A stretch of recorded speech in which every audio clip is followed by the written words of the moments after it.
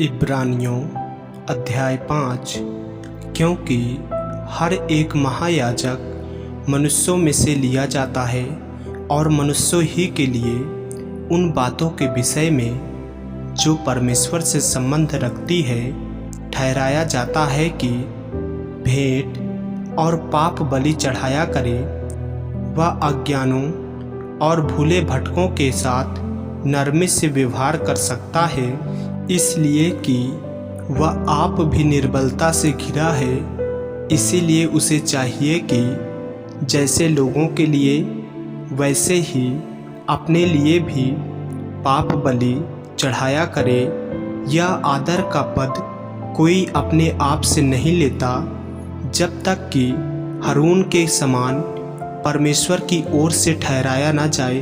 वैसे ही मसीह ने भी महायाजक बनने की बड़ाई अपने आप से नहीं ली, पर उसको उसी ने दी जिसने उससे कहा था, तू मेरा पुत्र है, आज मैं ही ने तुझे उत्पन्न किया है। इसी प्रकार वह दूसरी जगह में भी कहता है, तू मलिकिसिदक की रीति पर सदा के लिए याजक है।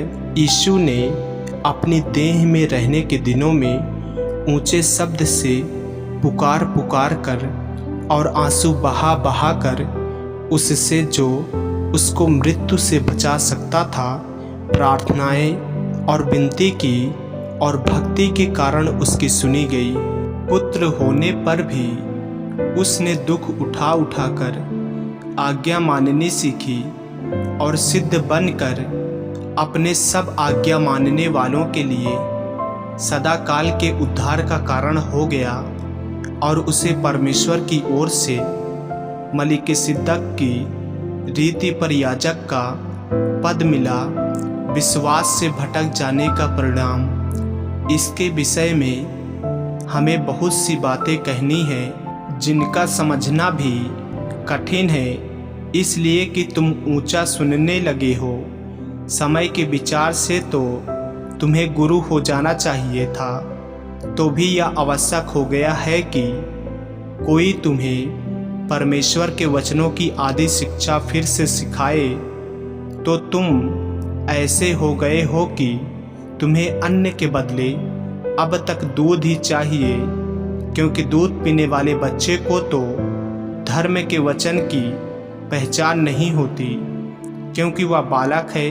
पर अन्य सयानों के लिए, जिनकी ज्ञानेंद्रियां अभ्यास करते करते भले बुरे में भेद करने में निपुण हो गई हैं। आमीन। मेरे प्रियो, यदि आप इस चैनल पर नए हैं, यदि आपने अभी तक हमारे चैनल को सब्सक्राइब नहीं किए हैं, तो हमारे चैनल को सब्सक्राइब करें और बेल आइकन के बटन को दबाएं। और यदि आप हमारे फेसबुक पेज पर नए हैं, तो हमारे पवित्र बाइबल को फॉलो करें, लाइक करें, ताकि परमेश्वर का वचन आप तक रोजाना पहुंच सके। जय मसीह की। प्रभु आपको आशीष दे।